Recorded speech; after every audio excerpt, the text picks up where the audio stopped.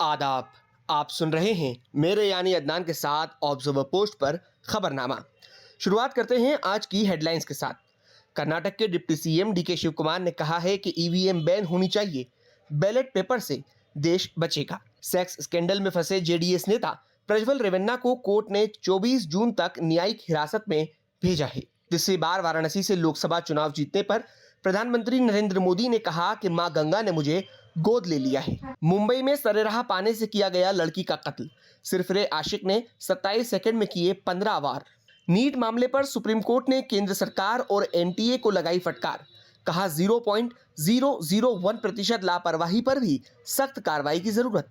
बिहार के अररिया में उद्घाटन से पहले ही 12 करोड़ की लागत से बन रहा पुल गिरा।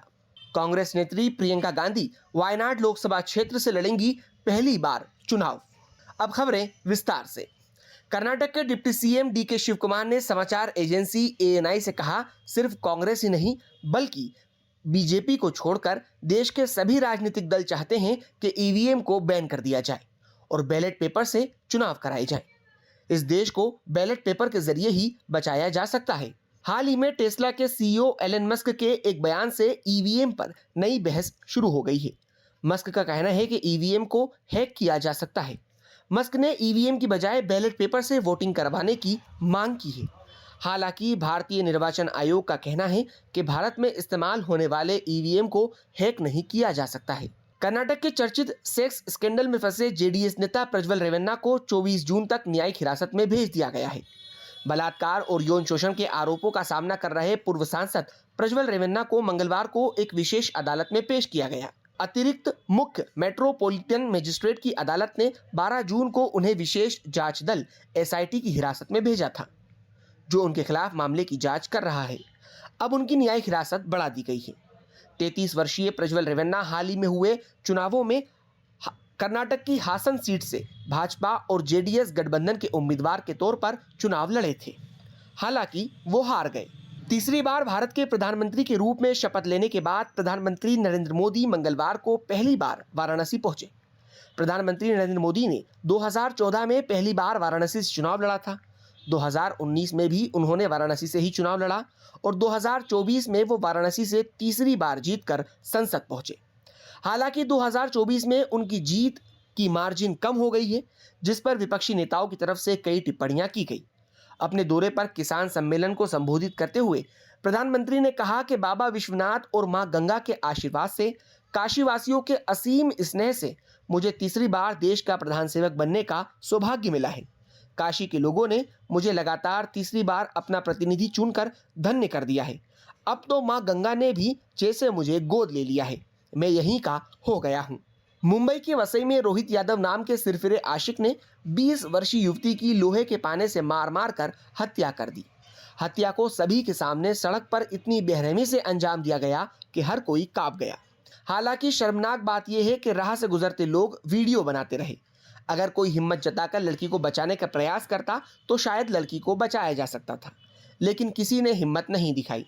लोग अपने फोन से इस घटना का वीडियो बनाते रहे, जबकि रोहित युवती पर वार करता रहा जब तक कि उसकी जान नहीं चली गई। आरोपी युवक को वालिव पुलिस ने हिरासत में ले लिया है। पुलिस अब इस मामले की जांच कर रही है। 27 सेकंड में हमलावर युवती पर सरेआम 15 वार करता रहा और तब तक मारता रहा जब तक युवती ने दम ना तोड़ दिया। सुप्रीम कोर्ट ने मंगलवार को नीट परीक्षा में कथित गड़बड़ियों को लेकर दायर याचिका पर सुनवाई के दौरान नेशनल टेस्टिंग एजेंसी एनटीए से कई तीखे सवाल किए। अदालत ने कहा कि अगर नीट परीक्षा में 0.001% भी लापरवाही हुई है तो उससे निपटना चाहिए।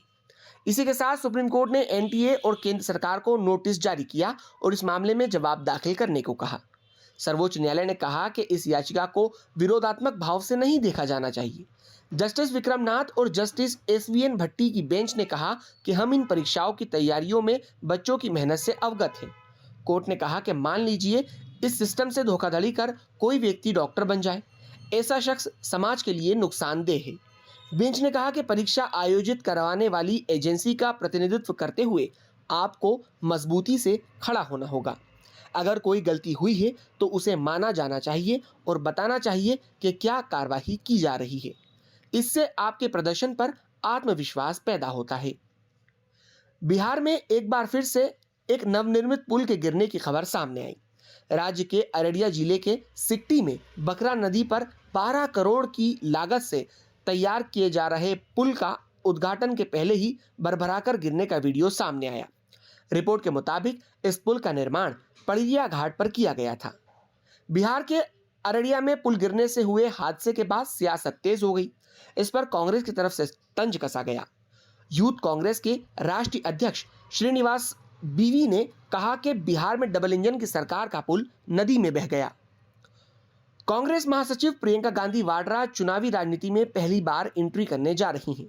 पार्टी ने तय किया है कि राहुल गांधी वायनाड लोकसभा सीट छोड़ेंगे और प्रियंका वहां से उपचुनाव में कांग्रेस की आधिकारिक उम्मीदवार होंगी।